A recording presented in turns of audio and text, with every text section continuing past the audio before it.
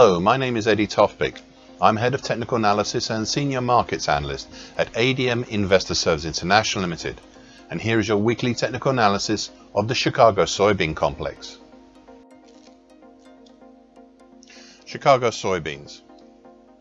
The hesitation in rising that we saw in July was primarily due to the breaking effects of the combination of the 50% Fibonacci line of the big December 2020 to February 2022 move at 1451, and just beyond it another big 50% Fibonacci line, this time from the February 2022 to May 2023 move at 1476. Between these two, and I suppose also the long moving average currently at 1440, that sometimes acted as a base, the market was slowed in its rise and eventually stopped. Now, we did see the market punch up through the 50% Fibonacci lines, but had a real problem stabilizing over the one at 1476, such that when changeover came, we ended up with a gap down, the lower end of which was back down around the medium moving average, currently at 1395.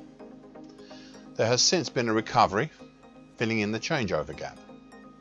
This now leads us to the pattern the recent late June to date action has constructed. So 2 weeks ago I put forward some ideas. The first one was to look at the late June to date action as an ascending triangle. I said the following at the time, and I quote, "This has some merit, though it is not a very good looking pattern. We are still within the ascending triangle, so no targets as yet. However, I can lay out some potential sizes for the moves should they happen before my next commentary. Thus, a primary move top size for such a pattern would be 108 cents on top of the confirmed break, with a secondary harder reach move of 154 cents on top. Primary move downside for such a pattern would be 68 cents off a confirmed break, with a secondary harder reach move of 154 cents off a confirmed break." And that's the end of the quote. Over the weekend 2 weeks ago, we had a confirmed break lower, and those potential sizes became a primary target of 1364 with a harder to reach secondary target X in the 1278 zone. As you can see, it took all of one session to reach down to the primary target of 1364. But then we've gotten held up, or rather I think it would be more accurate to say the market has gotten clogged, as it seems now to be supported by the short medium moving average, currently at 1376, and alternatively capped by the medium moving average overhead, currently at 1395. I said last week, and I quote, "Until we see which way the market goes, whether it's to form a base for a pullback up or a hesitation for a bear flag, until we see which, then these two will reign." End of quote. Well, on Monday this week, the market broke down quite dramatically, down through the short medium moving average, and for a while it looked like it might motor lower quite some distance, maybe as far as the 50% Fibonacci line of the April 2020 to February 2022 move at 1289. However, there was one further obstacle in the way lower, and that was the 50% Fibonacci line of the recent end of May to start of July move at 1349. This is where we have currently halted. Overall, the picture is thus. We now have the short medium moving average and the medium moving averages as overhead resistances, plus the combination of the base of the lower descending triangle, plus the lesser Fibonacci line, both at 1378. This still leaves a door open to try and see if the market can make it down to target X at 1278. However, I did lay out an alternative 3 weeks ago which needs to be considered, and I quote, "You must look at the whole mid-March to date action as a possible, very large reverse head and shoulders pattern. It is still too early on this one to verify such a pattern, but it's worth considering. Though the one key point against it is the location of this pattern. It does not look close to a bottom, as the November 2021 low, and the 2021 low indeed, is lower. However, I would keep this idea in the back of your mind just in case," and that's the end of the quote. I would continue to keep this idea in the back of your mind just in case, even if target X is reached, as a lot depends on what the market will do there, should of course it reach down that far. Chicago soybean meal. The biggest pattern here had been the May 2022 to date, broken, then repaired, then broken again, and now the desperately repaired again, ascending the expanding wedge pattern. It's a huge pattern that I pointed out many months ago. Never a perfect pattern by any means, but it finally started working in late May this year. To assist you in seeing this pattern, I have highlighted it on my daily chart in dark blue. It's broken again this time around as well. However, the upper trend line is slowly exiting top left though the lower trend line, currently at 429.60, is still here and has been very relevant in the current market, as it's also the neckline of the huge December 2021 to June 2022 head and shoulders continuation pattern. The original break lower this past May below this trend line and neckline combination indicated a potential primary target that is still well off the bottom of my daily chart at the incredible 324 zone, and a secondary harder reach, much harder reach target in the 283 zone. These are the ones you can make a note of in your diary and maybe look at once or twice a year. However, the resurgence back up in mid-June from the double bottom, Adam and Eve type, this has postponed any potential big picture targets below for the moment. From the double bottom, the market had punched up and closed over a load of resistances, including the previously mentioned neckline.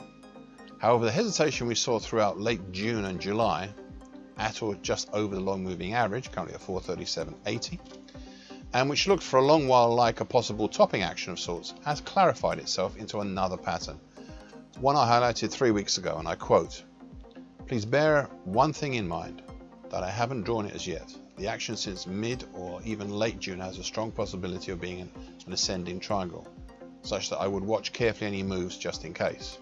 Well, 2 weeks ago, I formalized this pattern, which is highlighted in bright red on my daily chart, and it came to an apex last week. Now, initially, the market broke higher out of this pattern, but at the end of that foray higher, it had formed a 3-day bearish evening star pattern, which was exploited early last week, this time pushing below the ascending triangle itself. For a while, the combination of the neckline and declining medium moving average, currently at 423.20, and the lesser Fibonacci line at 425.90, all managed to halt the move lower, and it looked last week as if we had reached the end of the triangle and had both false breaks higher and a false break lower. You can see the uncertainty of the moves, as last week saw countering moves to the 4th level, but last Friday's 4th countering bearish engulfing pattern was the final show of the indecision, the intraday indecision, and prices have moved lower somewhat since. Initially, down through the lesser Fibonacci line at 415.5, and yesterday and today getting caught and supported by the short medium moving average, currently 411.10. So what now? Well, I will reprise my comments from 2 weeks ago and add some new ones from last week.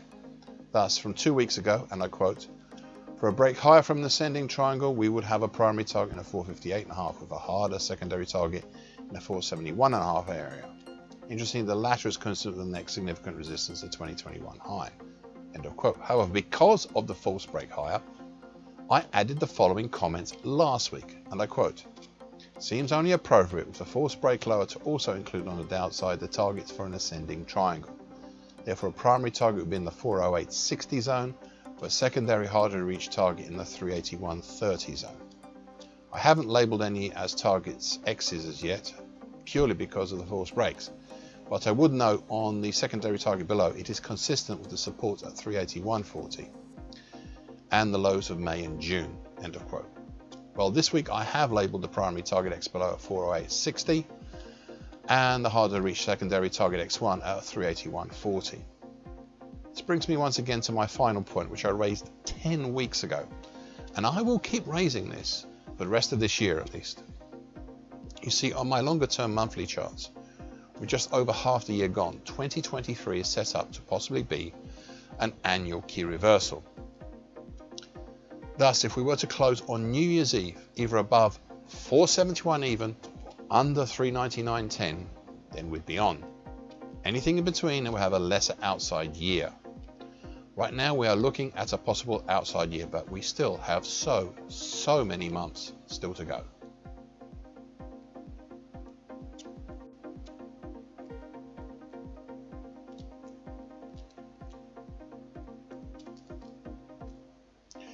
Chicago soybean oil. The key pattern here, which I highlighted a good while ago, had been the late November 2022 to early June 2023 descending wedge pattern. This is easily seen as is highlighted in purple on my daily chart. It was not a perfect pattern. You could hardly expect it to be after over 6 months of continuously watching the market try and thread in between the two trend lines. However, 9 weeks ago the market broke up and out of this pattern and managed to reach the previously highlighted primary target in the 67.5 area 2 weeks ago. It still has a secondary harder to reach target X1 up in the 78.20 zone.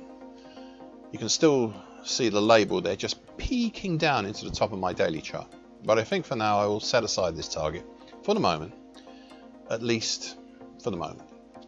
Last week I highlighted a new pattern that the hesitation throughout July and now going into August seems to have constructed, and I quote, "Well, we might form a July to date head and shoulders pattern, but I will reserve my thoughts on that until I see some more action in building a second shoulder."